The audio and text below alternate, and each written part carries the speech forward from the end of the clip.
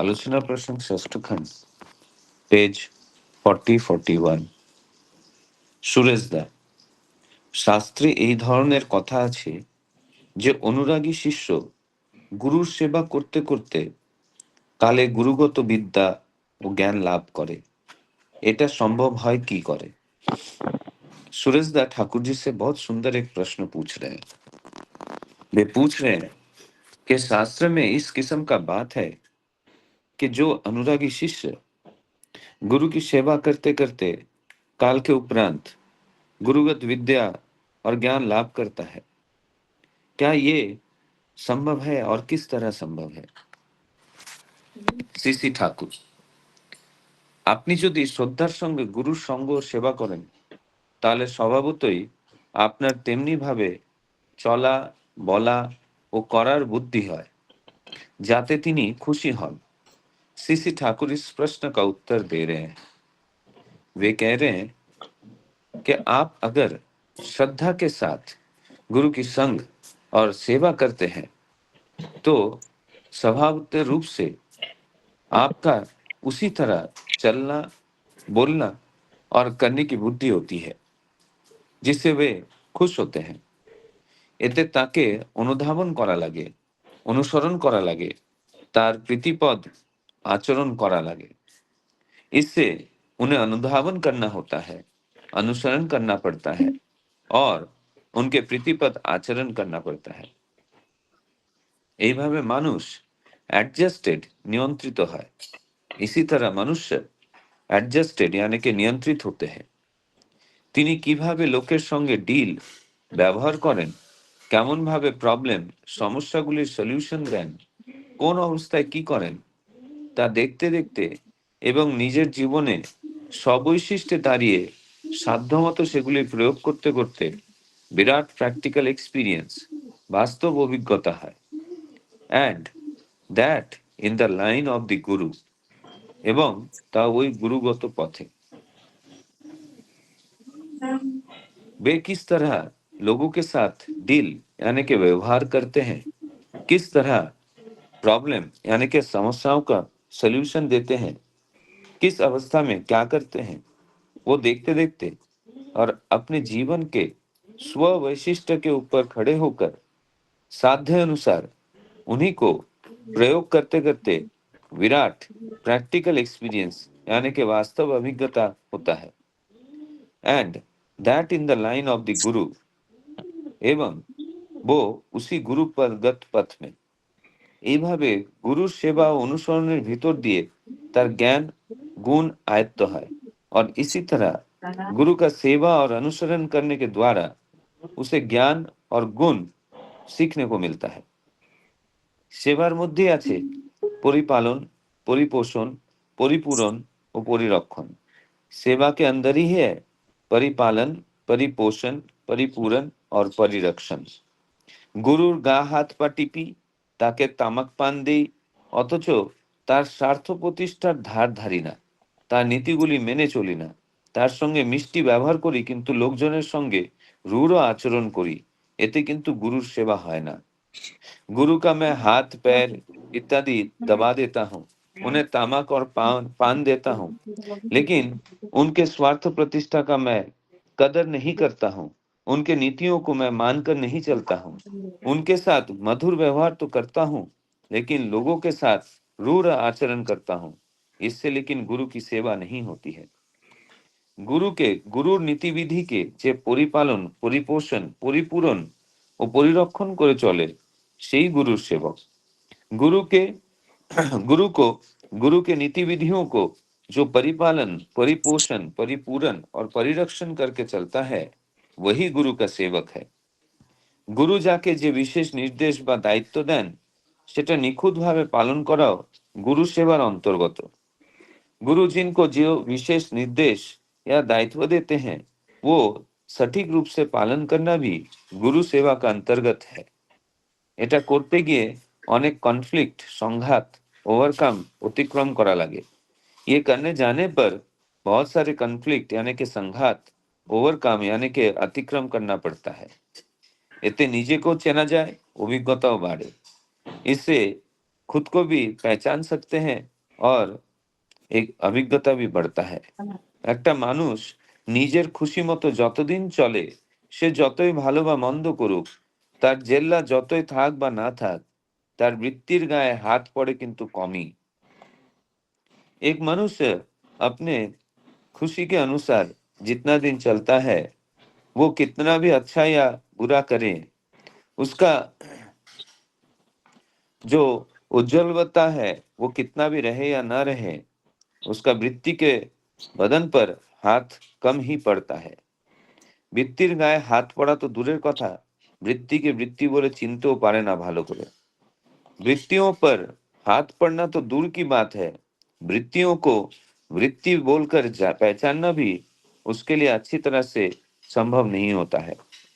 তাই যতই হোমরা চোমরা হোক, আত্মনিয়ন্ত্রণের জ্ঞান হয় না। और इसीलिए कितना भी बड़ा क्यों ना हो, आत्मनियंत्रण का ज्ञान ही नहीं होता है। और वही ज्ञान बात दिए सब ज्ञान फाका, और उस ज्ञान को छोड़कर बाकी सब ज्ञान शून्य है। তাই আদত জ্ঞান লাভ করতে গেলে गुरुर आश्रय नेवाई लागे, और इसीलिए असली ज्ञान लाभ करने के लिए गुरु का आश्रय लेना ही चाहिए। आश्रय मध्य आछे श्री अर्थात सेवा। आश्रय के अंदर है श्री यानी के सेवा, और गुरु माने सदगुरु, और गुरु का मतलब ही होता है सदगुरु। जय गुरु।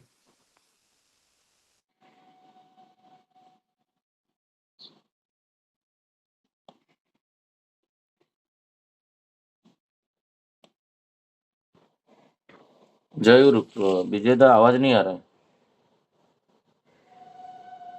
हाँ, जय गुरु दादा। आपने नित्य दिन की भांति बहुत सुंदर तरीके से स्पष्ट भाव से जो है आलोचना प्रसंग का पहले बांग्ला में फिर उसका हिंदी अनुवाद किया। तो आज का जो टॉपिक है कि जो गुरु की सेवा किस तरह से करना है। गुरु को पर्सनली गुरु का हम बहुत ख्याल रखते हैं, उनके सब जो है उनका भरण पोषण या जो भी है उनको लिए करते हैं, लेकिन उनके बताए अगर रास्ते पे नहीं चलते हैं, उनका दिशा निर्देश क्या है नहीं मानते हैं, और गुरु की सेवा करते हैं लेकिन हम दूसरों की सेवा नहीं करते हैं, है ना। तो ये गुरु सेवा में फिर कंप्लीट नहीं होता। और बोले गुरु, यहाँ गुरु का मतलब जो है सदगुरु से है। तो ये संक्षेप में मैंने 2-4 लाइन बोला दादा। अभी मैं श्रद्धे मनीष कलमकरदा जो ठाकुर जी के प्यार हैं उनसे आग्रह करता हूं कि दादा आज के टॉपिक पर जो है आप आलोचना करेंगे। जय गुरु दादा। जय गुरु। वंदे पुरुषोत्तमम वंदे पुरुषोत्तमम वंदे पुरुषोत्तमम। अभी आज की जो बातें हैं ये भी बहुत गुरुत्वपूर्ण बात है। इसको वो एक बोल सकते हैं जीवन का निचोड़ है। ये हमको किस तरह से चलना है, कैसे बोलना है, कैसे करना है, क्या हमारा थॉट प्रोसेस होना चाहिए, ये सब कुछ जो है आज की वाणी में आया है। अच्छा, शुरू करने से पहले एक दो बातें जो मन में आ रही है वो मैं बोल रहा हूँ। अभी मुझे दिखाई दे रहा है कि लगभग 36 लोग मुझे लेकर के 36 लोग ज्वाइन हुए, 36-37 लोग ज्वाइन हुए हैं। तो हमारा संख्या जो है लगभग 50 के आसपास आगे पीछे रहता है, कभी 52-53 तक भी जाता है। लेकिन इस समय में लोग जुड़े हैं लगभग 35-36। इसका मतलब और जो 10-12-15 लोग जो है वो अभी 656 हो चुका है। तो इसके बाद में धीरे धीरे एक एक करके ज्वाइन होते हैं। तो मैं सबसे रिक्वेस्ट यही करूंगा कि 6:45 पर हमारा मतलब लिंक शुरू हो जाता है। उसके पहले से 6:40 6:38 40 के आसपास पहला आदमी ज्वाइन करता है। तो हम कोशिश करेंगे कि 6:45 से पहले पहले हम सब ज्वाइन करें। दूसरा, मैं मेरा अपना एक मतलब कल की जो बात है कि मैं इसको डिवाइन अरेंजमेंट समझता हूँ। तो ये डिवाइन अरेंजमेंट क्या है? ये ये लगभग 2-3 महीना पहले की बात है। मैं रास्ते में अपने स्कूटर पर आ रहा था, मंदिर से ही वापस आ रहा था और एक व्यक्ति जो है मुझे दिखाई दिया कि पैदल चल रहा है और उसका जो स्टेप है, हम लोग नॉर्मली एक स्टेप लेते हैं आधा मीटर का, मतलब 1.5 फीट का स्टेप हम लोग लेते हैं, 1.5 फीट से 2 फीट का स्टेप हम लोग लेते हैं। लेकिन उस व्यक्ति का जो एक-एक स्टेप है, वो 6 इंच से ज़्यादा नहीं था, ठीक है? वो चल नहीं पा रहा है, उसका कुछ आर्थराइटिस है, किसी एक पर्टिकुलर टाइप का आर्थराइटिस है, तो उससे उसको चलने में बड़ा तकलीफ है। अच्छा, ऐज कितना? 35-36, एकदम यंग। तो ये ऐसी क्यों अवस्था है? ऐसा क्यों, क्या तकलीफ है? तो मैंने पूछा कि ये क्या प्रॉब्लम है आपका? तो उन्होंने कुछ बताया। तो मेडिकल टर्म उतना तो समझ में नहीं आया, आर्थराइटिस है इतना समझ में आया। तो मैंने उनका नंबर ले लिया और उनको मिस्ड कॉल दे दिया। उनके पास फ़ोन नहीं था उस समय, घर पर था फ़ोन। तो मैंने कहा कि ये इतना टाइम हुआ है, मैंने मिस्ड कॉल आपको दिया है, मेरा नाम आप सेव कर लीजिए। उनका भी नाम मैंने सेव कर लिया। बाद में जब पता किया, तो ये जो भाई है, वो हमारे गुरु भाई है, करुणाकर पांडे, उनके ही बिल्डिंग में रहते हैं। तो करुणाकर पांडे से जब बात हुई, तो वो बोले कि हाँ, वो तो मेरा दोस्त है और मेरी ही बिल्डिंग में रहता है, मैं जानता हूँ बहुत अच्छी तरह से। तो ये बात हुई। जब उसके बाद में वो करुणाकर पांडेदा के घर में जब भाद्र में उनके घर में जब सत्संग हुआ, तो मैं चला गया था और उस समय मैं धोती पंजाबी पहने हुए था, ठीक है? तो उनसे भेंट हुई, काफ़ी कुछ बातचीत हुई, आलोचना हुई, याजन हुआ और उनको हमने सजेस्ट किया कि आप दीक्षा जल्दी से जल्दी ले लीजिए ठाकुर जी। तो उनका बहुत कुछ इलाज चल रहा है, मतलब मेडिकल टर्म्स में जो कुछ इलाज अब नेचुरली ये इतने सालों से है, लगभग उनको जो बीमारी है, मुझे लगता है 10 से 12 साल पहले से या उससे भी पहले से ये बीमारी उनका शुरू हुआ है, तकलीफ शुरू हुआ है और अभी बढ़ते-बढ़ते और अभी इस स्थिति में है वो। तो अ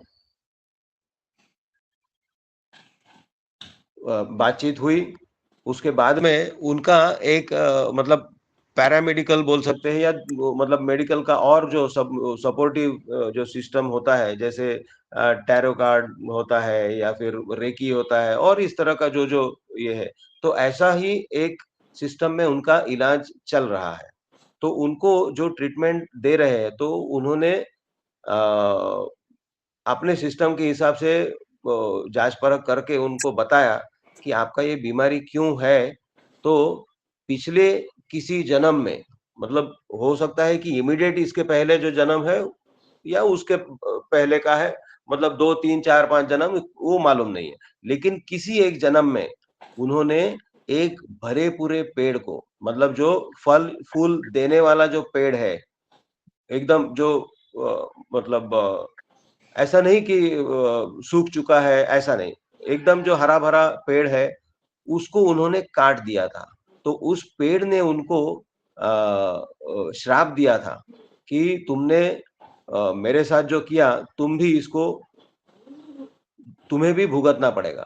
तो ये जो श्राप है, इसकी वजह से उनकी ये स्थिति है, ऐसा वो वो जो एक मैडम है जो उस पर्टिकुलर इसको फॉलो करती है, तो उन्होंने उनको ऐसे बताया और फिर उन्होंने ये बताया कि माफ़ी माँगना है, माफ़ करना है और ये इस तरह से उन्होंने ये किया, उनको सजेस्ट किया। तो और ये मतलब साल डेढ़ साल से वो इलाज चल रहा है, उस हिसाब से फिर वो मेडिटेशन करवाती है और क्या-क्या होता है उसमें। तो इट इज़ चार्जेबल। तो फीस देना पड़ता है उनको। तो लेकिन फिर भी वो बोले कि मुझे थोड़ा बहुत फ़र्क महसूस हो रहा है। अब मैं जो उनको मिला और मैंने ठाकुर जी का याचन किया, ये बात उन्होंने उनको बताई, उस मैडम को बताई। तो मैडम ने बताया कि ये जो धोती कुर्ता वाला जो आदमी है, ये आपको सही रास्ता दिखाएगा और आपका और भी मतलब जो इम्प्रूवमेंट होगा, तो आप उनके साथ में जाइए। तो कल शाम को वो फ़ोन करके हमारे घर पर आए थे, शाम को लगभग 6 बजे आए थे। तो उनका फिर मिसेज़ ने, आप तो सब लोग जानते हैं कि हमारी देवी जो है होम्योपैथी का पढ़ाई करती है, तो उन्होंने केस टेकिंग किया काफ़ी देर तक, मतलब लगभग उनका 8:30-9 बजे तक तो केस टेकिंग चला। उसके बाद में इसी दरमियान मैंने उनको सजेस्ट किया कि आप दीक्षा ले लीजिए, तो उन दोनों का घर पर दीक्षा हुआ। उन दोनों मतलब वो जो लड़का और उनकी मदर साथ में आई थी। तो दोनों की ही माँ-बेटी की दीक्षा हो गई। तो ये जो मैं समझता हूँ, ये है डिवाइन अरेंजमेंट। हम तो उसका एक एक हिस्सा है छोटा-सा। मतलब इसको डिवाइन अरेंजमेंट बिल्कुल बोल सकते हैं कि उनको मैं मिलूँगा और मेरे माध्यम से उनको ठाकुर जी मिलेंगे, ये सब उनकी दया का भाग है। तो ये मुझे एक्सपीरियंस एक शेयर करना था। बाकी आज की जो बात है, ये है हम गुरु को लेकर के जितना हम चल पाएँगे। एक जो बात मुझे 2 बातें मेरे मन में आई। एक बार क्या हुआ, ये जो निभृत निवास है देवघर में, बुक स्टॉल के सामने एक छोटा-सा घर है। तो वो बना, तो ठाकुर जी कुछ दिन जो है उस घर में रहे थे और मतलब उस घर में सब कुछ उनका दिन-रात जो है सब कुछ वहीं पर वो निवास करते थे। उनको बहुत अच्छा लगता था वहाँ पर और उस घर में नॉर्मली कोई एंटर नहीं करता था, घुसता नहीं था कोई। तो अ उसमें वो एक दिन कि एक परिवार जो हस्बैंड वाइफ 2 बच्चे, वो कहीं से कलकत्ता से कहीं से आए और वो सीधा ही उस घर में मतलब जर्नी करके आए यहाँ वहाँ पर देवघर में जैसे पहुँचे और पहुँचते ही जो है वो ठाकुर जी के पास चले गए दर्शन प्रणाम करने के लिए। तो दर्शन प्रणाम किया, ठाकुर जी पूछे कैसे है, क्या है? लेकिन एक माँ जो जो ठाकुर जी की केयर टेकर जैसी थी, ठाकुर जी के साथ में रहती थी, उनको क्या चाहिए, नहीं चाहिए देखती थी, उनको सेवा देती थी। तो वो जो माँ है, उस परिवार के ऊपर, उस व्यक्ति के ऊपर बहुत तेज गुस्सा किया, ठीक है? गुस्सा करने के बाद में ठाकुर जी तो उस समय कुछ बोले नहीं। ठाकुर जी इतना बोले कि आप लोग अभी जाकर के फ्रेश-व्रेश हो जाइए, खाना-वाना खाइए और शाम को आइए। इतना ठाकुर जी बोले। लेकिन उस दिन के बाद उस घर में ठाकुर जी कभी भी रहे नहीं। उस माँ ने एक्चुअली उनके लिए वो एक वर्ड जो गलत वर्ड उसने वो इस्तेमाल किया, मतलब श जैसे क्या बोलते हैं कुत्ता या इस तरह का कोई वर्ड जो है वो इस्तेमाल उन्होंने किया। तो तो ठाकुर जी को वो बात जो है बहुत लगी, अंदर-अंदर वो मतलब उन्होंने प्रकाश नहीं किया उस समय, लेकिन उस घर में रहना उन्होंने छोड़ दिया। फिर कुछ दिन के बाद, महीना डेढ़ महीने के बाद में वही माँ जो है वो ठाकुर जी से पूछी कि आप इतना सुंदर जो घर बना है और इतना खर्चा हुआ है, इतना सुंदर, आप तो उसमें दिन-रात रहते थे, तो आप अभी उसमें क्यों नहीं रहते? तो ठाकुर जी चेहरा घुमा लिए, कुछ बोले नहीं। लेकिन माँ ने फिर उनको वही बात पूछा, तो ठाकुर जी फिर बोले कि मेरे बच्चे अगर कुत्ता, सियार अगर है, तो मैं कौन हूँ? तो इतना बोल के वो ठाकुर जी शांत हो गए, चुप हो गए। तो इसका मतलब क्या है? वो कितना हमको प्रेम करते हैं। तो वही बात है कि हम अच्छा, मैं बात कर रहा हूँ उस माँ की, जो ठाकुर जी की भावना को नहीं समझ पाई और उस व्यक्ति पर गुस्सा की। तो हम जब भी जाते हैं, हम देखते हैं वो कितना प्यार से हमको रिसीव करते हैं। वो एक-एक व्यक्ति को जानते हैं, बाय नेम जानते हैं, बाय फेस जानते हैं, सब कुछ वो जानते हैं और हम जब भी जाते हैं कितना प्रेम से वो हमको रिसीव भी करते हैं, हमारा हाल-चाल पूछते हैं। मैं अभी जब देवघर में गया था, तो बाबा को लेकर के गया था और मैंने और बाबा ने जब प्रणाम किया आचार्य देव को, तो बाबा ने श्री श्री आचार्य देव ने बाबा की हालचाल पूछा कि कलमकर्दा आप कैसे हैं? शरीर कैसा है? तो ये जो बातें हैं, ये कितना मतलब ये दिल को छूता है। मतलब ये ज़िंदगी भर याद रहता है कि उन्होंने हमको किस तरह से वो हमको प्यार देते हैं। दूसरा एक घटना मैं बताता हूँ। एक बार एक जगह में सत्संग मेरा समय मुझे लगता है खत्म हो रहा है, लेकिन मैं 2 मिनट का समय लेकर के मैं शेष करूँगा। एक बार एक सत्संग होने वाला था, दूर में कहीं। तो वहाँ पर वहाँ के लोगों ने आकर के ठाकुर जी को निवेदन किया कि ठाकुर जी एक सत्संग हम लोग बहुत बड़ा सत्संग का आयोजन किए हैं, तो आप दया करके किसी को भेजेंगे तो वो आलोचना करने के लिए मतलब सत्संग में जो इतना बड़ा जो आयोजन है उसमें कोई एक अच्छा वक्ता जो है आप भेजेंगे तो बहुत अच्छा होगा। तो एक व्यक्ति जो ठाकुर जी का सेवा देते थे ठाकुर जी को, मतलब उनको ठाकुर जी को गड़ू गमछा देना, उनको तंबाकू बना करके देना और इस तरह से उनका जो ख्याल रखते थे, ऐसे व्यक्ति को ठाकुर जी बोले इनको लेकर के जाओ। तो सभी लोग जो है वो अचंभित हो गए और वो कि ऐसा एक आदमी जो अनपढ़ गँवार जो आदमी है, उसको कुछ नहीं मालूम, जो ठाकुर जी का सेवा देता है, ऐसे व्यक्ति को ठाकुर जी बोल रहे हैं कि इसको लेकर के जाओ, तो लोग थोड़ा-सा नाराज़ थे।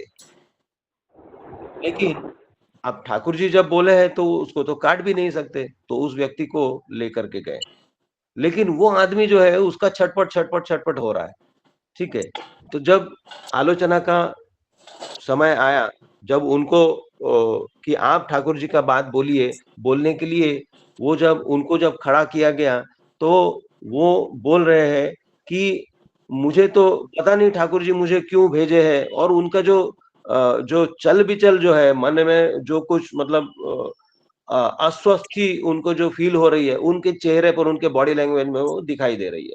और वो बोल रहे हैं कि ठाकुर जी पता नहीं मुझे क्यों यहाँ पर भेज दिए और उनको गमछा कौन देगा, उनको गड़ू कौन देगा, उनको पानी कौन देगा, उनको तम्बाकू बना कर के कौन देगा, उनका भोग लगेगा तो उसमें जो कुछ व्यवस्था है, वो कैसे होगा? मैं बड़ा चिंतित हूँ। मतलब ये जो जिस तरह से वो बोल रहे थे और उनके आँखों में आँसू थे और जितना जन समुदाय वो सुन रहा था, वो भी सभी अ, उनके भी आँखों में आँसू थे। तो ये जो बात है मतलब पूरा जन समुदाय जो है उसमें पूरा एकदम अ, उनके भाव में भावित हो गए थे। तो ठाकुर जी यहाँ पर आज की जो बात है, मुझे लगता है ठाकुर जी यही बोलना चाहते हैं कि गुरु के मतलब गुरु को इस तरह से तुम ग्रहण करो कि गुरु ही सब कुछ तुम्हारे लिए हो। तो इस तरह से अगर हम अपना जीवन यापन करते हैं, तो हमारा जीवन जो मनुष्य जीवन कैसे परिवर्तित होगा और किस तरह से अ, हम भी एलिवेट होंगे, उसका कोई सीमा नहीं रहेगा। मैं शिवाजी महाराज का एक बात बोलता हूँ, शिवाजी महाराज हमेशा बोलते थे कि हे स्वराज्य व्हावे ही तो श्रींची इच्छा। ये स्वराज्य हो, ये तो ईश्वर की इच्छा है। मैं तो सिर्फ एक वाहक हूँ, उनका संदेश वाहक हूँ, मैं एक उनका सेवक हूँ। इस तरह से वो अपना पूरा जीवन यापन किए और आज भी 300 साढ़े 300 साल बाद भी शिवाजी महाराज एक भगवान की तरह उनका एक फिगर है। तो हम अगर उस तरह से चलते हैं, तो हम भी उतना एलिवेट होंगे, इसमें कोई दो राय नहीं। जय गुरु। जय गुरु दादा। अपने विषय वस्तु को जो है 4-5 एग्जाम्पल से बताया है ठाकुर जी क्या कहना चाहते हैं प्रैक्टिकली, आपने खुद जो अनुभव किया है, तो आपने जो है बहुत अच्छा लगा दादा। मैं भी एक बात मनीष दा के बारे में बोलूँगा कि जो मैं भी कुछ दिन पहले मैं कुछ अस्वस्थ हो गया था जर्नी के दौरान, तो और मैं इसी आलोचना प्रसंग में बातें बोली थी, उस घटना को उल्लेख किया था।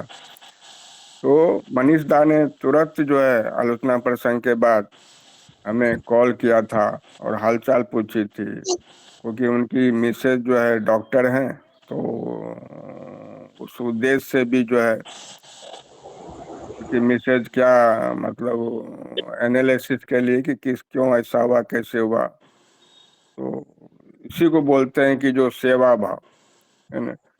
ठाकुर जी जो बोले कि जो हम ठाकुर जी को तो करते हैं लेकिन फिर दूसरे लोगों को कुछ नहीं ख्याल रखते हैं। ये एक एग्जाम्पल है दादा। जय गुरु। अभी मैं नेक्स्ट श्रद्धेया प्रोफेसर ज्योत्सना माँ से आग्रह करता हूँ कि माँ इस टॉपिक पर आप अपने आलोचना प्रस्तुत करें। जय गुरु। जय गुरु माँ। अब आज का जो पाठ है उसका पूरा बोलते हैं ना निचोड़, मतलब हमारे पूरे जीवन का सारांश वही है, पूरे जीवन का सारांश। कौशिक दा आप माइक म्यूट कर दीजिए।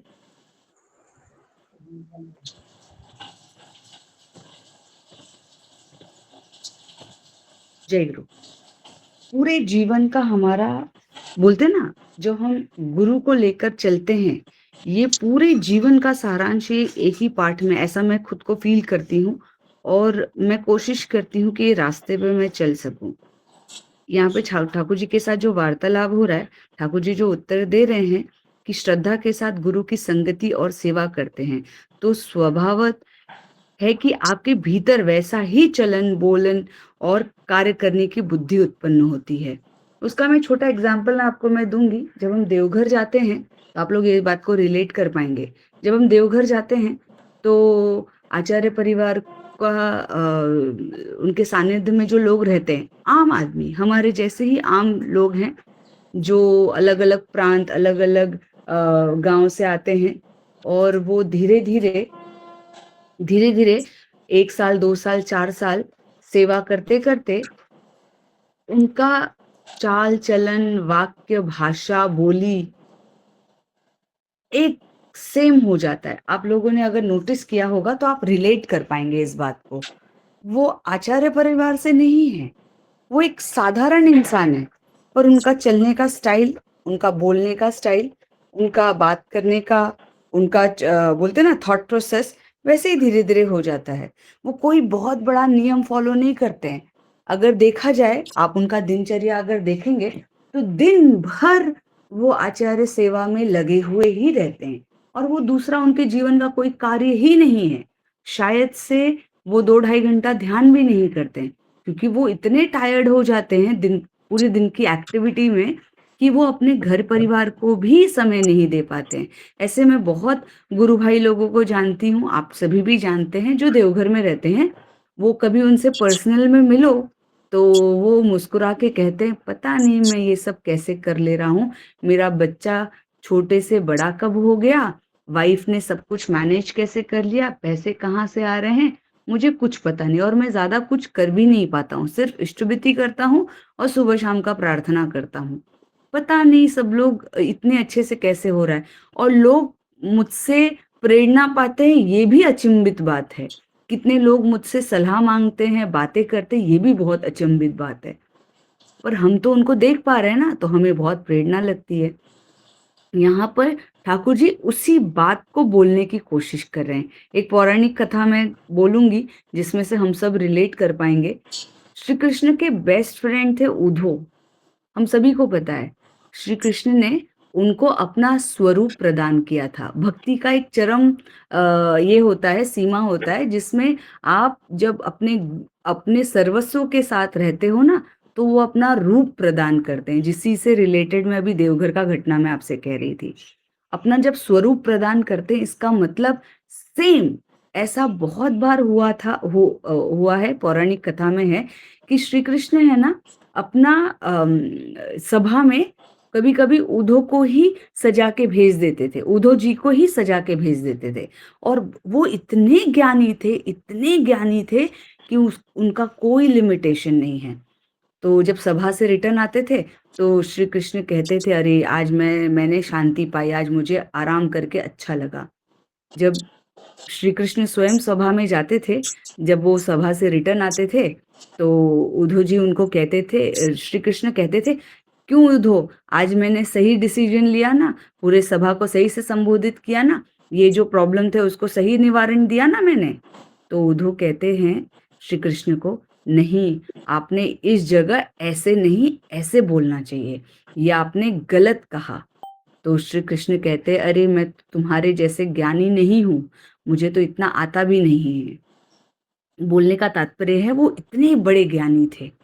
तो श्री कृष्ण को उनको भक्ति के बारे में बताना था, उनका वो बोलते हैं ना ज्ञान चक्षु खोलना था। वो ये बताना चाहते थे कि तुम ज्ञानी होके तुम्हारे मन में अगर प्यार नहीं है गुरु के प्रति, पूरी दुनिया पूरा संसार मुझको लेकर झूम रही है, पागल हुई है मुझे मेरे एक दर्शन के लिए, और तुम मेरे साथ रोज रहते हो, मैंने तो तुम्हारा अपना स्वरूप भी तुम्हें दे दिया है, पर अभी भी तुम पूर्ण नहीं हुए हो। क्यों पूर्ण नहीं हुए हो? क्योंकि तुम्हारे मन में भक्ति आई ही नहीं है, प्यार आया ही नहीं है, तुम सिर्फ ज्ञान के प्रति झुकाव है तुम्हारा। तो श्री कृष्ण जब भेजते हैं गोपियों के पास और उन्हें कहते हैं कि मेरा खाली संदेशा इतना है कि उनको मना वगैरह लो, वो इतने सालों से महीनों से वियोग कर रही हैं। जब उद्धव जाते हैं, जाने के बाद ऐसा कहा गया है कि उद्धव वो कहे थे कि मैं 1 पहर में रिटर्न आ जाऊंगा, उनको सब समझा के, ठीक है, श्री कृष्ण को बोल कर गए थे। ऐसा कहा गया है कि उद्धव खुद 6 महीने के बाद लौटे थे और कितने दिन वो खुद बेहोश हो गए थे गोपियों का विलाप सुनकर, उनका बातें सुनकर, उनका थॉट प्रोसेस सुनकर। तब उन्हें आत्मज्ञान हुआ था कि प्यार किसे कहते हैं, भक्ति किसे कहते हैं।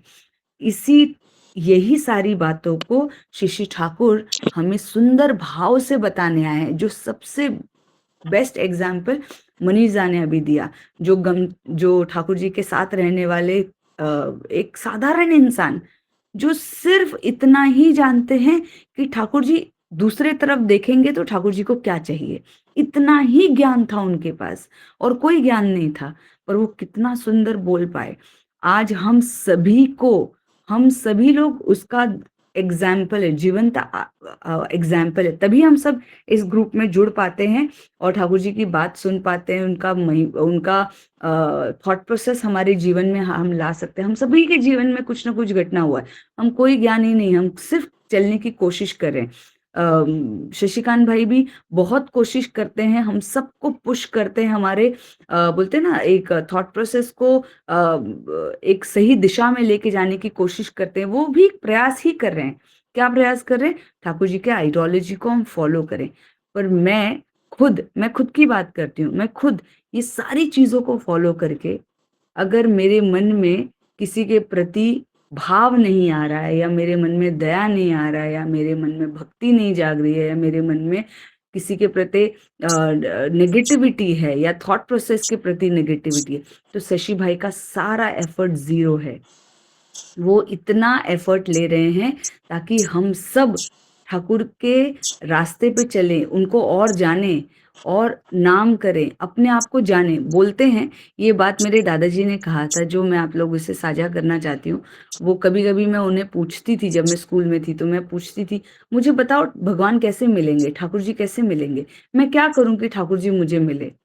तो वो बोलते थे कि ठाकुर जी तो ऐसे किसी को मिलेंगे नहीं। बोले नहीं नहीं मिलेंगे, आप इतना भजन करते हो, गाते हो, सत्संग अटेंड करते हो, इतना सब कुछ करते हो, आपको अभी तक नहीं मिले?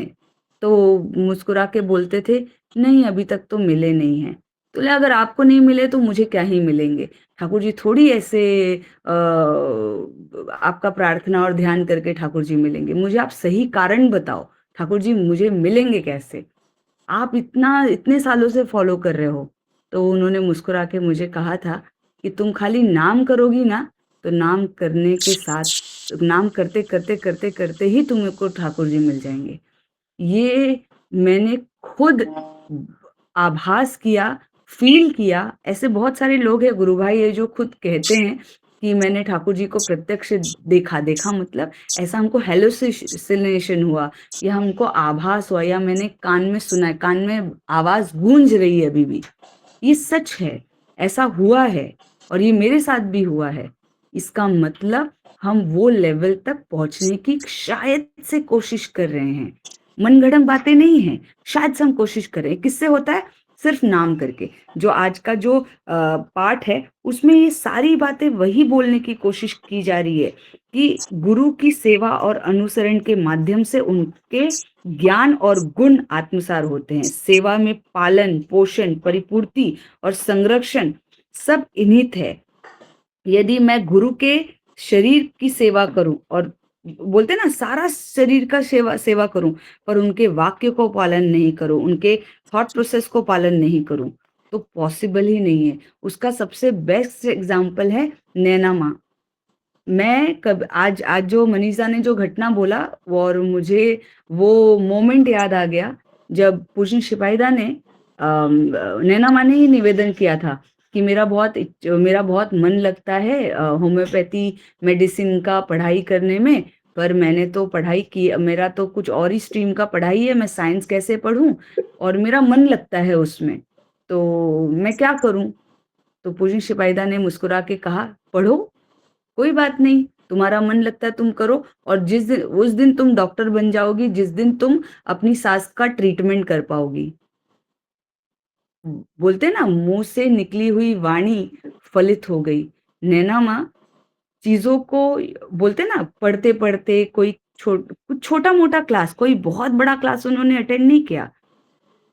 अटेंड करते-करते, प्रैक्टिस करते-करते माँ उनके सास को इतने बड़े प्रॉब्लम से, मतलब अगर हम सब होते, स्पेशली मैं खुद होती, तो मैं अपना बोलते ना थॉट प्रोसेस समझ नहीं पाती, पकड़ नहीं पाती। हॉस्पिटल में भागा-भागी, रोना-गाना सब चालू हो जाता। पर उन्होंने संयम से पूजन शिपाईदा का बात को फॉलो करते हुए, कुछ ज्ञान नहीं है, ज़ीरो ज्ञान, कोई साइंस का कोई भी बैकग्राउंड नहीं है। उसको सीख लिया, क्यों? गुरु का आज्ञा हो गया और उसी को फॉलो करते-करते अपनी सास को भी उन्होंने ट्रीट कर दिया। ऐसे केस में जो भी उनके हेल्थ इश्यूज़ थे, ऐसे केस में उन्होंने संयम बरत कर शांतिपूर्वक घर में ही सब कुछ किया और इतने सुंदर भाव से उन्होंने चीज़ों को एनालाइज़ किया, उनको सँभाला। अपने ससुर जी को भी, बोलते ना पैसा तो ड्रेन होता ही, जब हॉस्पिटल में हम जाते हैं और गलत डिसीज़न हो जाता है, शायद से डॉक्टर की तरफ से गलती होती है, नहीं गलती होती है, वो उस पे मेरा डिस्कशन नहीं है। संयम पूर्वक घर में ही रिटर्न लाना बहुत बड़ा मिरेकल है। हम तो बीच-बीच में जाते थे, कड़मकर गधा को देखकर आते थे, तो हमें ऐसा लगता था कि अब क्या नेक्स्ट क्या होगा? कैसे ठीक होगा? पर उसको भी उन्होंने ट्रीट कर लिया। सिर्फ़ और सिर्फ़ गुरु का बात सुनकर, उनका सेवा कर जब भी वो आते हैं, तो कर्मकर परिवार से कुछ न कुछ जाता है। मतलब सेवा करने के लिए। क्या आतुर, पूरे परिवार आतुर होते हैं कि हमको कैसे करना है। यहाँ पर मैं उनका ये इसलिए एग्ज़ाम्पल दे रही हूँ, क्योंकि दोनों तरफ का बात उन लोग फ़ॉलो किए हैं, तब जाके ये सब हुआ है। तो आज का जो पाठ है, वो वही है कि गुरु का सेवा करके, गुरु की बातें सुनकर, समझकर, उसको फ़ॉलो कर हमारे जीवन में सब कुछ हम कर सकते हैं। ऐसा कोई भी बात नहीं है जो हम उसको बोलते हैं ना ले नहीं सकते। Everything is possible. मैंने बहुत सारा बुक पढ़ लिया, मैंने एक भी बुक बोलते हैं ना अध्यात्म की बुक छोड़ी नहीं, सब कुछ फ़ॉलो कर लिया। मैं 4 घंटा ध्यान करती हूँ, मैं सब कुछ करती हूँ। पर मेरे व्यक्तित्व में प्यार नहीं आया, मेरे व्यक्तित्व में सरलता नहीं आई। ऐसा कहा जाता है ठाकुर जी ऐसा कहा जाता है कि अगर मैं गुरु भक्ति कर रही हूँ, अगर मैं ठाकुर जी से सच्ची प्यार कर रही हूँ, तो मेरे व्यक्तित्व में सरलता आएगी ही आएगी, क्योंकि नाम मुझे छोड़ेगा ही नहीं। नाम जो करते हैं ना हम, वो मुझे विनम्र बनाएगा ही बनाएगा। अगर नहीं बना पा रहा है तो मुझे वो जांच पड़ताल करके देखना पड़ेगा कि मैं विनम्र क्यों नहीं हो पा रही हूँ।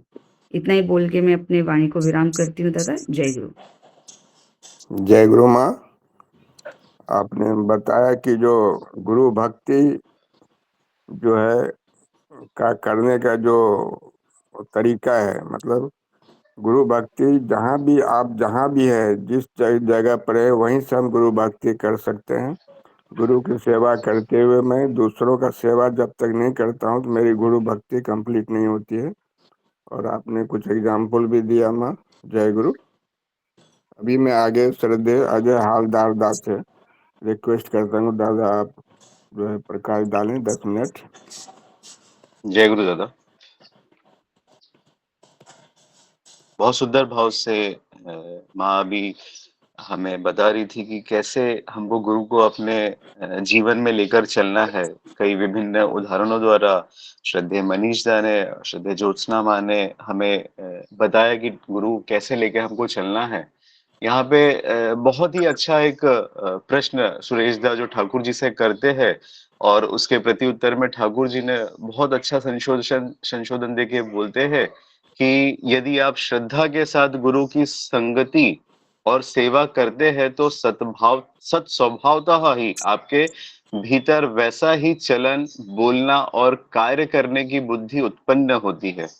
इसका इस पैरा को पढ़ने के बाद अगर मैं विचार करता हूं तो मेरा जो मन जाता है वो परम भक्त मीराबाई की तरफ जाता है कि कैसे वो प्रभु के वियोग में, प्रभु के मिलन की आस में कैसे वो अपने संपूर्ण जीवन त्याग कर देती है। भक्ति मेरे हिसाब से यही है कि कैसे हम उस प्रभु को एक क्षण पाने की आशा में वो अपने दैनंदिन जीवन को इस प्रकार से सुसंगठित करती है, सुनियोजित करती है। कैसे प्रभु को क्या करूंगी, प्रभु जब मिलेंगे तो कैसा करूंगी, कैसे उनके चरण को धुलाऊंगी, कैसे उनको पुष्प से सजाऊंगी, कैसे उनके रास्ता को ये करूंगी। तो ये सारा कुछ हमको मीराबाई की भक्ति में देखने को मिलता है। और जब प्रभु आके वो शबरी के वो जो झूठे बेर, शबरी के जो छोटे झूठे बेर जब प्रभु उसको लेते हैं, तब वो प्रभु के इस स्वभाव को देख के, सब प्रभु को जब वो प्रेम करती है, प्रभु के इस स्वभाव को देख के उसके बाद ही वो कुछ टाइम के बाद में अपना स्वतः जीवन त्याग देती है। तो कहने का तात्पर्य यह है कि अगर हम श्रद्धा के साथ में गुरु को अगर लेकर हमारे जीवन में चलते हैं तो हमारा चलना, बोलना, चिंतन, मनन सब कुछ अकॉर्डिंग टू ठाकुर होता है, अकॉर्डिंग टू हमारे आइडियल होता है। और हम उसको लेकर अपने दैनंदिन जीवन में क्षण क्षण क्षण क्षण स्वतः ही हम लोग अच्छे की ओर, हम लोग श्री की ओर आगे बढ़ते, अग्रसर होते जाते हैं। आगे ठाकुर जी कहते हैं कि गुरु लोगों के साथ कैसा व्यवहार करते हैं। मनुष्य समायोजित होता है, गुरु लोगों के साथ कैसा व्यवहार करते हैं, समस्याओं का समाधान कैसे करते हैं, किन परिस्थितियों में क्या क्या करते हैं, यह सब देखते देखते और अपनी विशिष्टता बनाए रखते, है ना। इसका एक सबसे अच्छा उदाहरण मैं देखता हूं कि जब भी हम लोग देवघर में जाते हैं और आचार्य संग करते हैं, जब भी हम लोग आचार्य नाट मंडप में बैठ के सिर्फ आचार्य जो कहते हैं उसको अगर हम लोग सुनते जाते हैं तो उस सुनने में हम लोग जो हमारा रूटीन होता है, सुबह के प्रेयर से लेके शाम तक के जो आचार्य वहां पे बैठे बैठे जो अपनी दैनंदिन जो लीला वहां पे कर रहे हैं, उसको देखते हुए, उनको सुनते हुए स्वतः ही हमारा जो अज्ञात भाव से जो हमारा स्वभाव है वो खुद को शेप देने लगता है, खुद को उस शुभ की और श्री की ओर अग्रसर होने लगता है। और जैसे ही हम लोग वापस अपने दैनंदिन जीवन में आते हैं, अपने कर्म क्षेत्र में आते, तो जो हमने वहां से देखकर, अपने प्रभु से देखकर, जो उनके चलन चिंतन से जो हम लोग ने अर्जन किया है, उसको हम चेष्टा करते हैं अपने जीवन, दैनंदिन जीवन में उसको प्रतिफलित करने की। अभी श्रद्धेय माँ ने बहुत अच्छा एग्जाम्पल दिया कि जो ठाकुर परिवार की सेवा में जो उधो कह सकते हैं, जो लगे हुए हैं, जो भक्तगण लगे हुए हैं, वो लोग कुछ नहीं करते हुए भी, वो कुछ नहीं जानते, वो सिर्फ ठाकुर जी की सेवा में लगे हुए हैं सभी जगह पे। हम निश्चय ये ऐसा देख पाते हैं कि उन लोग करते करते कैसे उन लोग का स्वभाव बहुत अच्छा हो जाता है, कैसे वो लोगों के साथ इतने प्यार से टेकल करते रहते हैं। मैं हमेशा देखा करता हूँ श्रद्धेय धृतिमान दादा को, जैसे ही वाणी पाठ वगैरह खत्म होता है, कैसे लोग बाग उनको घेर के बैठ जाते हैं, कैसे हम लोग गुरु के आदेश और गुरु को बताने वाले जो लोग हैं उनको लेके कैसे हम अपने प्रति प्रत्येक क्षण को और अच्छा और बेहतर कर सकते हैं। इस पूरा पैरा का यही कहना है कि अगर हम हमारे जीवन में किसी आइडियल को लेके, किसी केंद्र को लेकर अगर चलते हैं, तो स्वतः ही हम अज्ञात भाव से धीरे धीरे अच्छे की ओर अग्रसर होने के लिए लगते हैं। हम स्वतः ही सभी जानते हैं कि अगर हमको एक सर्कल को ड्रॉ करना है तो उसका केंद्र का होना बहुत आवश्यक है। वही है हमारे हमारे गुरु, वही है जो हमको हमारे जीवन को शेप देने में, हमको प्रत्येक पद पर हमको परिचालन करते हैं। मैं इसमें बहुत करजोर से मैं एग्जाम्पल देना चाहूंगा श्रद्धेय शशिकांत दा का, श्रद्धेय मनीष दा का, लोनकर दा का, श्रद्धेय सूरज दा का, कि कैसे आज हम लोग जो भी है, हम लोग सभी गुरु को लेकर चल रहे हैं और हम लोग प्रत्येक पद पर चाहते हैं कि कैसे हम लोग उस श्री की ओर बढ़ सके, कैसे हम लोग आगे और बढ़ सके, कैसे हम हमारे जीवन को और अधिक सुंदरता की ओर लेकर जा सके। श्रद्धेय दास दादा, शशिकांत दास दादा हमें हमेशा सिखाया करते हैं कि अगर हम लोग ने ठाकुर जी को अगर लेकर चलना है तो हमारे दैनंदिन जीवन में कैसे हमको उसको हर जगह पे प्रतिफलित करना है, प्रतिफलित करके हमको चलना है। हमारे आचार व्यवहार सब कुछ में वो प्रतिफलित होना चाहिए। एक दो दिन पहले दादा बोल रहे थे कि हमने इष्टिविधि कर लिया, सुबह उठ के विनती प्रार्थना कर लिया और हमारा बाकी का जो 22 घंटा है उसको हमने हमारे मन के हिसाब से, हमारे विकारों के हिसाब से अगर प्रतिपालन किया, उसके हिसाब से अगर हम चले तो हमारा चलना व्यर्थ हो जाएगा। हमारा कोई भी मतलब नहीं है। डॉक्टर आके हमारे फीवर के टाइम पे इंजेक्शन देके जाएगा, इंजेक्शन के बाद में शायद हमारा बुखार तो उतर जाएगा, मगर अगर हमारा इम्यूनिटी सिस्टम अगर अच्छा नहीं हुआ तो हमको वो बुखार फिर से पड़ जाएगा। तो अगर हम ठाकुर जी को लेकर अगर हमारे जीवन में चल रहे हैं, लेकिन ठाकुर जी की भावधारा को लेकर अगर हम उसको अपने प्रति क्षण में अगर उसको हम प्रतिफलित नहीं कर पाए, तो हमारा चलना, ठाकुर जी को लेकर चलना हमारा व्यर्थ हो जाएगा। नवरात्र का पावन दिन चल रहा है, हम अपने दैनंदिन जीवन से ही प्रत्येक क्षण में ये महसूस कर पाएंगे कि हम स्वतः ही कैसे ठाकुर जी को लेकर चलने पर कैसे ही हम अपने आप को शेप दे पा रहे, कैसे हम उस सत्य की ओर अग्रसर हो पा रहे हैं। नवरात्र के पावन पर्व पर लोग बाग उपवास रख रहे हैं, लोग बाग माता को पूज रहे हैं, सब कुछ कर रहे हैं। एक जीवंत उदाहरण मैं अपने ऑफिस में एक दो दिन कल ही देखा हूँ कि पीपल्स आर वेरी एक्साइटेड कि अभी नेक्स्ट डे हमको कौन सा कलर वेयर करना है, कौन सा हमको अटर लेकर चलना है और हमको उपास रखना है, उपास में हमको क्या खाना है, क्या करना है। लोग very much engage in that particular things. जो भी है इसमें बहुत सारा कुछ है, लेकिन माता रानी जो एक शक्ति का रूप है, माता रानी का जो संदेश है, उसको लेकर चलने वाला कोई नहीं है। आज एक 50 साल का उम्र का एक व्यक्ति, मैं साथ में ही रहता हूँ, मैं उसको सिर्फ फॉलो कर रहा हूँ कि आज वो येलो कलर है तो येलो कलर पहन के आया है, आज उनका फास्ट है तो वो कैंटीन में जाके क्या फ्रूट सैलेड लेंगे और क्या लेंगे, क्या जूस लेंगे, ये सब चीज में बहुत बहुत मग्न है। उसके बाद क्या करना है बहुत मग्न है। आफ्टर लंच हम लोग जब जाके बैठ के कहीं पे बैठते हैं, मेरे बहुत सीनियर है, अक्रॉस 50 प्लस उनका एज है, बच्चे एमबीबीएस की पढ़ाई कर रहे हैं, लेकिन जब कहीं बैठते हैं हम लोग, उसके बाद जो उनका थॉट प्रोसेस होता है, जो अन्य माताएं, कन्याएं, बहनें जो उनसे उम्र में कहीं छोटी है, बहुत छोटी है, आज उनके प्रति जो कमेंट करते हैं कि आज ऐसा देख रही है, आज ऐसा ड्रेसअप करके आया है, ये कर रहे हैं, तो मैं अपने आप में मन ही मन ये खुद को एनालिसिस करता हूं कि नहीं, मैं जिस केंद्र को लेके चल रहा हूं, मैं जिस आदर्श को लेके चल रहा हूं, मेरा सोचना, मेरा देखने का नजरिया, ठाकुर जी ने सत्यान्वेषण में बहुत अच्छे से बोला है कि तुम्हारा मन जितना निर्मल होगा, तुम्हारी आंखें जितनी निर्मल होगी, तुम्हारा देखने का और तुम्हारा चलने का नजरिया भी उतना निर्मल होगा। तो आज एक 50 साल का उम्र जो बहुत एक्साइटेड है कि मेरे को माता के लिए मैं 9 दिन का व्रत करूंगा, मैं क्या खाऊंगा, मैं क्या अटर पहनूंगा, मैं सब कुछ में वो बहुत है, लेकिन एट द एंड वो जाके आज उसी माता को अपने कुदृष्टि से उनको देखते हैं, उनके प्रति कमेंट पास करते हैं।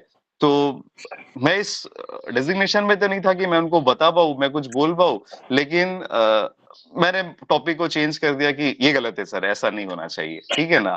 तो ये हमको सिखाता है कि अगर हम एक आदर्श को लेकर चलते हैं, हम किसी गुरु को लेकर चलते हैं, तो हमारा देखना, चलना, सुनना, हर चीज को हम लोग अपने दैनंदिन जीवन में प्रत्येक क्षण में हम लोग उसको प्रतिफलित कर पाते हैं।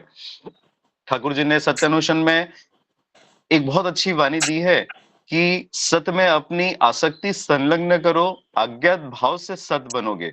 तुम अपने स्वभाव से सत चिंता में निमग्न रहो, तुम्हारे अनुयायी भाव स्वयं फूट निकलेंगे। आज जो हम लोग सारे लोग अपना सुबह का दिनचर्या इष्टवृत्ति प्रार्थना के बाद में हम लोग ये इस 1 घंटा जो अपना देते हैं, मेरे ख्याल से ये 1 घंटा हमारे नेक्स्ट 23 आवर्स को कैसे चलन करना है, कैसे सोचना है, कैसे उसका पूरा रोड मैप होता है, कैसे हम लोग को लेकर चलना है।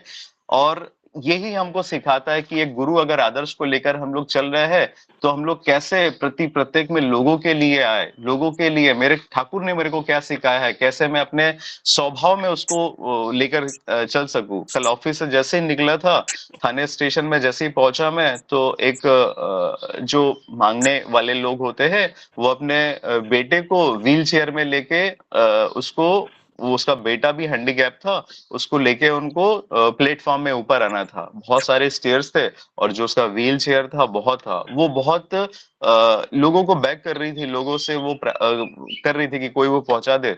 लेकिन मैं ये समझता हूँ कि मेरे ठाकुर को लेके, मैं ठाकुर जी को लेकर जो चलता हूँ, मैं ठाकुर जी को दैनंदिन जीवन में जैसे उनको प्रतिफलित करने की चेष्टा करता हूँ, और ये सुबह का 1 घंटा जो मेरे को परिचालित करता है, मैं जैसे ही नीचे उतर रहा था और मैंने देखा कि वो परेशान है, अज्ञात भाव से, मेरे ना दिल में कुछ आया ना कुछ आया, मैंने सीधे बोला आप अपने बेटे को लीजिए, और मैं उस व्हील चेयर को लेके ऊपर प्लेटफॉर्म में तक लेके गया। बहुत गंदे थे वो लोग, बहुत वो थे, लेकिन मेरे को वो सब चीज कुछ भी नहीं लगा। तो वहां पे मैं खुद को टैप करता हूँ खुद को कि नहीं, मैं मेरे आदर्श को लेकर अगर चलता हूँ, तो मेरा देखना, मेरा चलना, मेरा लोगों के प्रति कैसा व्यवहार होगा, उसके लिए मैं अपने आप को शायद शनै शनै ही स्वतः अज्ञात भाव से मैं खुद को उस आदर्श के प्रति कैसे मुझे खुद को लेकर चलना है, मैं लेकर चल पाता हूँ। आगे ठाकुर जी कहते हैं कि इसी तरह गुरु की सेवा और अनुसरण के माध्यम से उनके ज्ञान और गुण असत होते हैं, आत्मसात होते हैं। सेवा में पालन पोषण परिपूर्ति और संरक्षण सब निहित है। अगर हम ठाकुर जी की सेवा करते हैं, ऑब्वियसली अज्ञात भाव से ये सारी जो चीजें हैं, किसी के पालन के लिए, किसी के पोषण के लिए, परिपूर्ति के लिए और संरक्षण के लिए, एक बहुत अच्छा एक एग्जाम्पल अभी मैंने एक बहुत अच्छी एक मूवी से देखा था। मूवी देखने का मीनिंग यही है कि उसमें क्या मैसेज छुपा हुआ है, क्या उसका समझाने का मीनिंग है। बहुत अच्छे एक मूवी में अभी रिसेंटली एक आई है, उसमें एक बहुत अच्छा संपन्न व्यक्ति होता है जो एक गांव को बीकानेर जैसे गांव को उसको बॉस्टन बनाने का उसका प्लानिंग रहता है। तो वो जितना भी लैंड एक्विजिशन करता है, उसमें सब लोगों को फॉल्स वो करके डरा के धमका के वो सारा कुछ को लैंड को अक्वायर कर लेता है। मगर एक बूढ़ी औरत होती है जो जिसका पति उसके कारण आत्महत्या कर लेता है, और वो उस चीज को कोर्ट तक के लेके जाती है। तो जब लॉयर्स दलील देते हैं उसके अगेंस्ट में, सब सारी चीजें चलती है, तो जो वो संपन्न व्यक्ति होता है जो ये प्रोजेक्ट लेके चलने की कोशिश करता है, वो सबको ले लेता है, उस एरिया के डीएम को खरीद लेता है, उस एरिया के प्रधान को खरीद लेता है, वहां का डीएसपी उसके अंडर में होता है। तो सब लोग चाहते हैं, सब लोग अपने, ये लोग सारे लोग अपने पद और पोजीशन के हिसाब से बहुत प्रतिष्ठित और बहुत बड़े हैं, लेकिन आदर्श ना होने की वजह से ये लोग हर वो उल्टा काम करते हैं, वो हर वो चोरी और वो सब कुछ करते हैं जिससे लोगों के सेवा में वो बाधा प्राप्त हो, लोगों को हानि पहुंचाए। वो यही दिखाता है कि अगर जीवन में आदर्श नहीं है तो तुम सुकार्य कर ही नहीं सकते हो, तुम लोगों का भला सोच ही नहीं सकते हो। तो वैसे ही जब उसका वकील उस बूढ़ी माँ का जब वो केस लड़ता है तो सब कुछ बोलता है और एग्जाम्पल देके करता है कि आज जो ये संपन्न व्यक्ति है, आज ये भारत की उन्नति के लिए आज ये इतना बड़ा प्रोजेक्ट लेके आ रहा है जिससे काफी लोगों को रोजगार मिलेगा, काफी लोग इसमें संपन्न हो पाएंगे, इसीलिए कुछ लोगों को इसमें सेक्रीफाइस करने की जरूरत पड़ती है।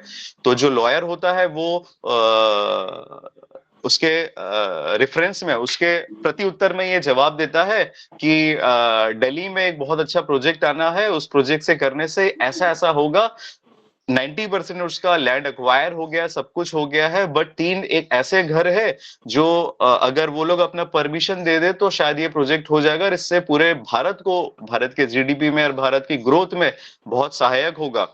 तो वो 3 घर दिखाता है। सबसे पहला घर दिखाता है कि वो जो संपन्न व्यक्ति है उसका घर दिखाता है कि अगर आप परमिशन दे देते हैं तो ये जो प्रोजेक्ट है वो संपन्न हो जाएगा। वो बोलता है कि नॉनसेंस, ऐसा हो ही नहीं सकता, मेरा अरबों करोड़ों का ये प्रॉपर्टी है, वो डिनाई कर देता है। उसका जो केस, उस संपन्न व्यक्ति का जो केस जो एडवोकेट लड़ता है, फिर उसका घर दिखाता है तो वो भी सेम करता है कि नहीं, मैं क्यों दूंगा, मुझे कोई मतलब नहीं है। सेम थर्ड पोजीशन में जब वो जज के पास जाता है, जज को दिखाता है कि जज साहब आपका भी इस प्रोजेक्ट में घर आ रहा है, अगर आप इसमें अलाउ कर देंगे तो ये वाला प्रोजेक्ट बहुत सब कुछ हो जाएगा। तो जज कहता है कि भाई मैं क्यों देने जाऊं, मेरा घर है, मेरी मर्जी है, मुझे देना है कि नहीं देना ये मेरा है।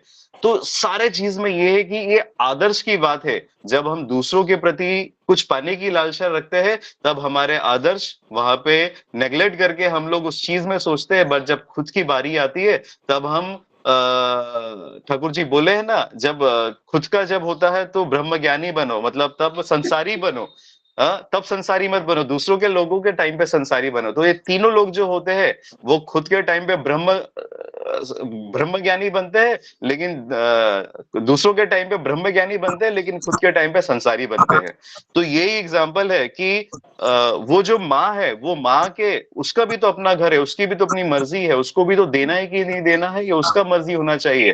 तो उसके बाद में वो कोर्ट का फेवर उस माँ के प्रति जागता है। तो ये सब चीज से एग्जाम्पल ये है कि ठाकुर जी को लेकर चलने से अगर जीवन में हमारे आदर्श है तो हम लोग कुकार्य कर ही नहीं सकते हैं, हम लोग उस पथ पर ही चलेंगे। और एक छोटा सा शाश्वती से लेकर मैं इस वाणी को विराम दूंगा कि ठाकुर जी ने बहुत अच्छा ये एक वाणी दिए है कि धर्म मूर्त तो होता है आदर्श में, आदर्श में दीक्षा लाती है अनुराग, और अनुराग लाता है वृत्ति नियंत्रण। अगर हमको हमारे वृत्तियों को नियंत्रित करना है कि तो सबसे पहले हमको हमारे को एक आदर्श को लेकर चलना जरूरी है। आदर्श को लेकर जब हम चलते हैं, जब वो उससे हम दीक्षित होते हैं, तब हमारा अनुराग बढ़ता है, और वो अनुराग बढ़ने से हमारे जो वृत्तियां है वो नियंत्रित होती है। हमारा दैनंदिन चलने में जो हमारा चलन वलन, हमारा सोचना चलना करना जो भी कुछ है, हमारे रेस्ट ऑफ, हम लोग सब लोग कर्म क्षेत्र में लगे हुए हैं।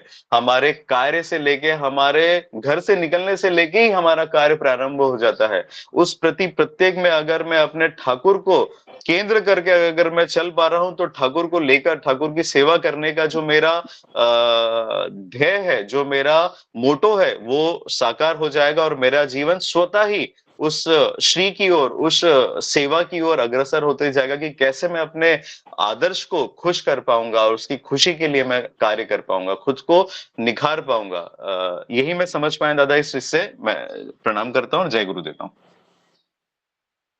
जय गुरु दादा। इसमें यही बात निकल के आती है कि जो हम सुबह जो है प्रार्थना स्मृति करते हैं, उसके बाद दिन भर जो है हम उसको जो है अपने बढ़ना चलना बात करना इस पर जो है इम्प्लीमेंट नहीं करते हैं। तो अभी जो है अभी कुछ टाइम 2-4 मिनट और कुछ दादा बोल सकते हैं इस टॉपिक पर जो उपस्थित है। जय गुरु दादा, जय गुरु। हाँ जय गुरु दादा।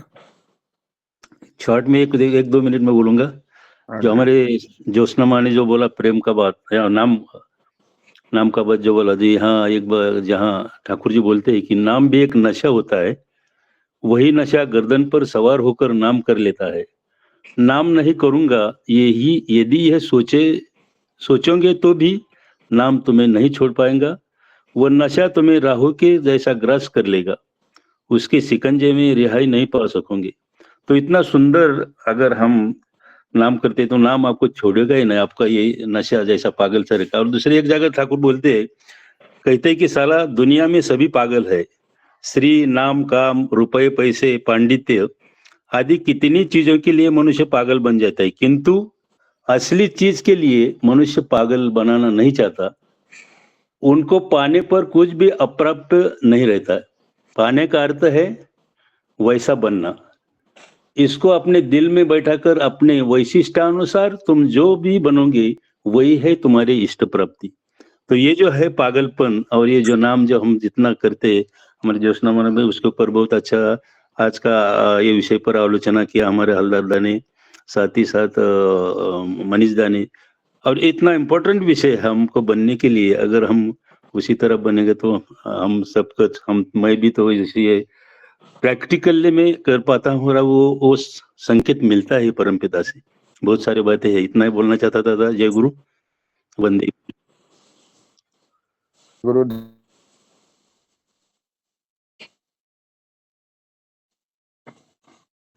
विजय दा, आपका आवाज नहीं आ रहा है। जय गुरु दादा, आपने जो है बहुत अच्छा लग रहा है। आपने लास्ट में थोड़ा आपने बोला कंक्लूजन के हिसाब से, और नाम पर बहुत स्ट्रेस, पागलपन जो होता है ना, वही जो है होना चाहिए। अभी मैं राजू दा जो है हैंड रेज किए हैं, तो आप 2 मिनट बोलिए दादा। जय गुरु दादा। मैं मनमाड़ से बोल रहा हूँ। मनमाड़ का एक घटना है दादा, मैं वो बोलना चाहता हूँ। यहाँ पर एक गुरुमा है मनमाड़ में, जिनका नाम है मंजू देवी। उन्होंने दीक्षा लिया दादा। दीक्षा लेने के बाद में इष्टविधि वगैरह टाइम टू टाइम करते थे। उसके बाद में मुझे हर महीने इष्टविधि मुझे देते थे और मैं बदलापुर मंदिर में जाकर जमा करके आता था।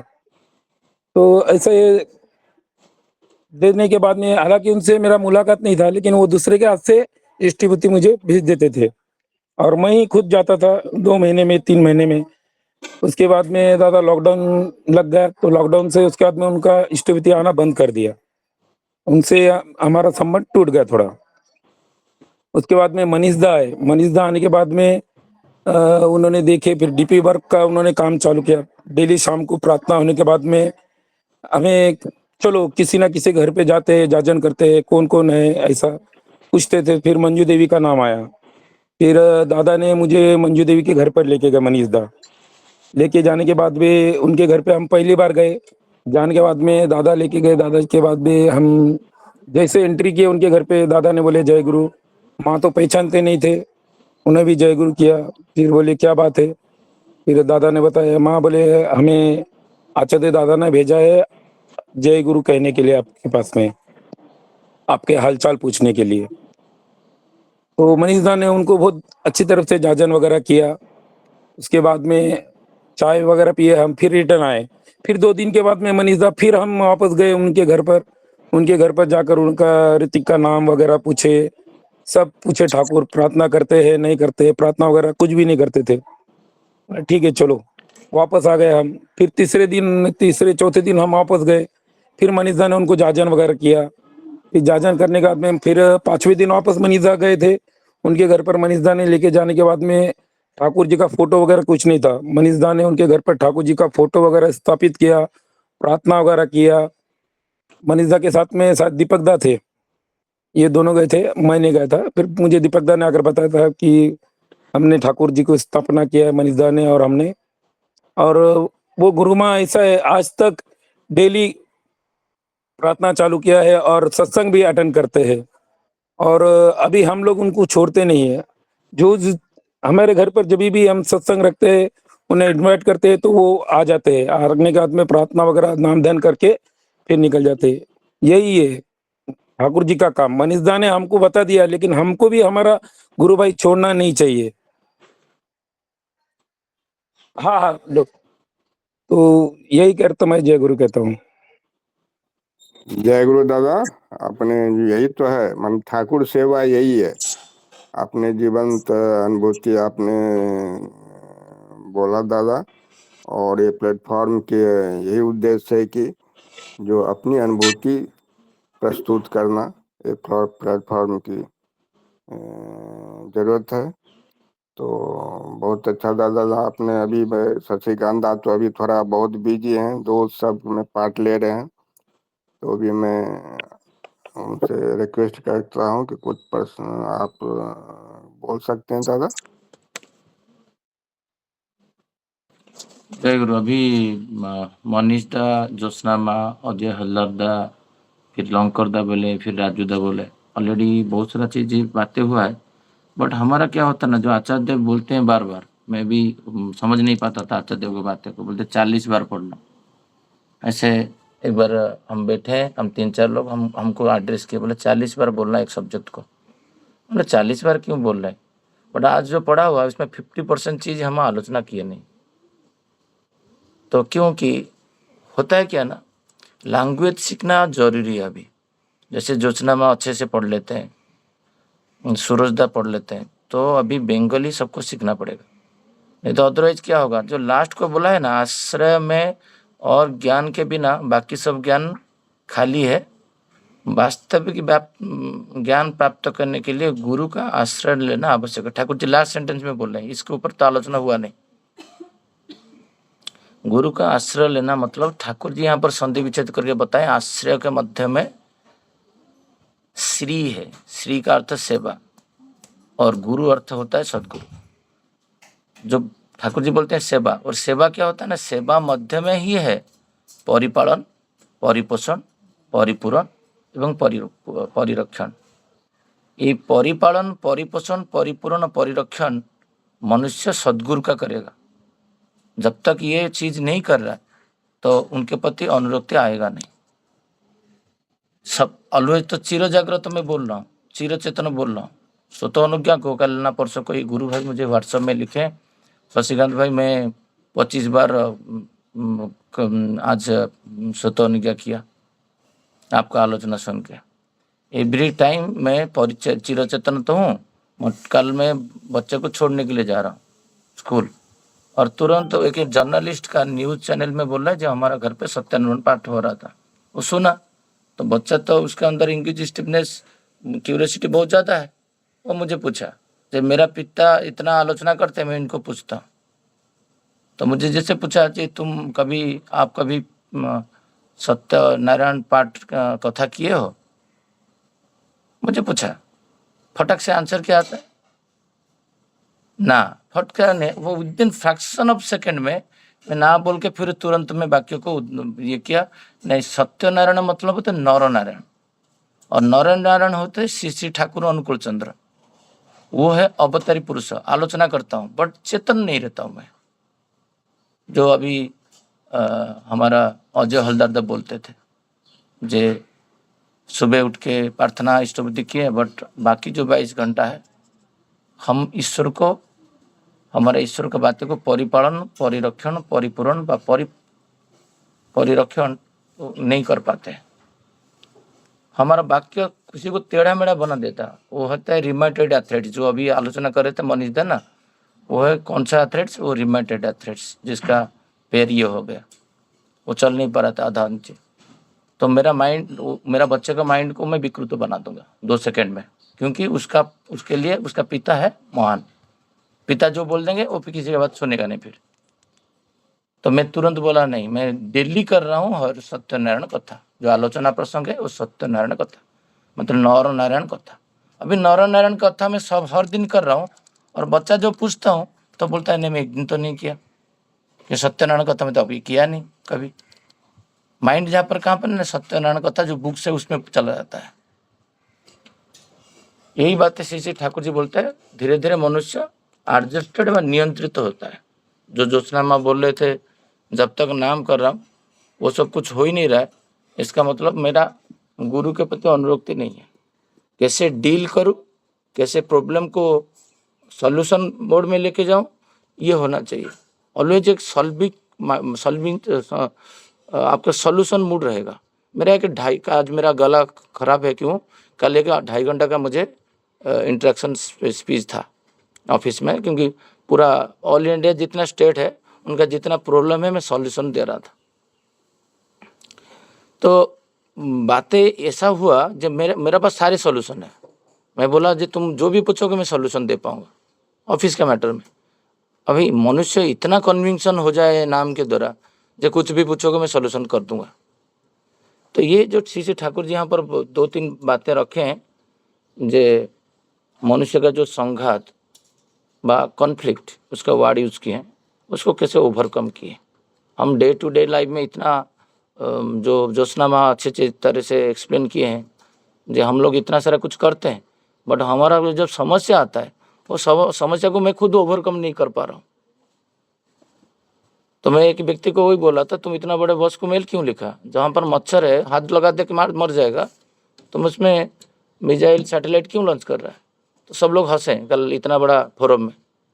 जो हमारा अंदर वो प्रत्यय वो गुरु को लेके, गुरु को परिपूर्ण कैसे रखेंगे।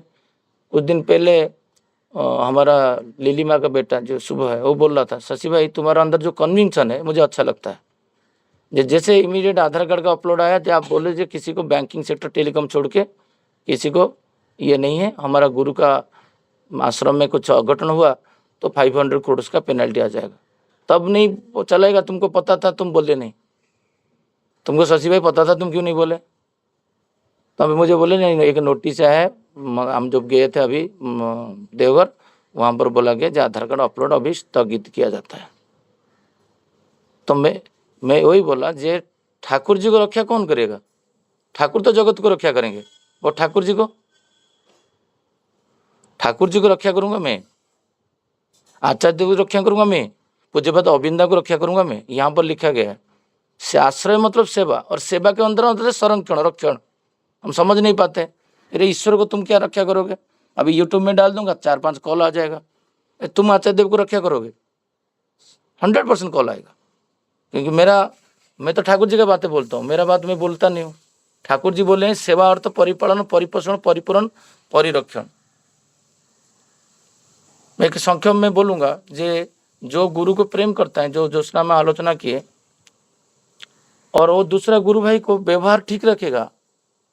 आप लंकोरदा का व्यवहार देखिए, वहां पर मैं सोचूंगा कि ये एक्टिविटी करने से क्या मेरा गुरु खुश होंगे? सबसे जो प्रिय माँ थे वो थे काली षष्ठी माँ। अभी तो समय हो चुका है, 8 बज गया। काली षष्ठी माँ तो सबसे प्रिय थे।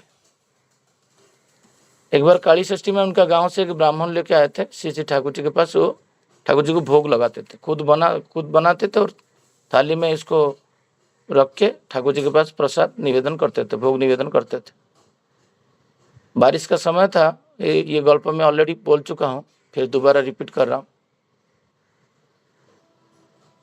तो उनके पैर में थोड़ा गंदा था, तो वो जो फ्लोर में चले गए तो वहां पर गंदा हो गया था। तब जो काली षष्ठी माँ इसको देखे, उनका गुस्सा नियंत्रित नहीं रहा। बातचीत ऐसा हुआ, धीरे धीरे यहाँ तक पहुंच गया तो काली षष्ठी माँ का एक बार मुंह से स्लिप हो गया। इतना झगड़ा हो गया वो ब्राह्मण के साथ कि मैं तुमको धक्का मार के यहाँ से निकाल दूंगा और गांव में भेज दूंगा। और ये श्री ठाकुर जी के समक्ष में हो रहा है, और ठाकुर जी ये बात सुन लिए। और वही बातें को श्री ठाकुर जी ज्योत्सना माँ भी बोल रहे थे, जे मैं जो कुत्ता का उदाहरण दिए, कोई किसी को हम बोल देते हैं, तो ठाकुर जी उसको ये बातों को इतना सेंसिटिवली ले लिए, जे मेरा भक्त को तुम निकल के ये कर दोगे।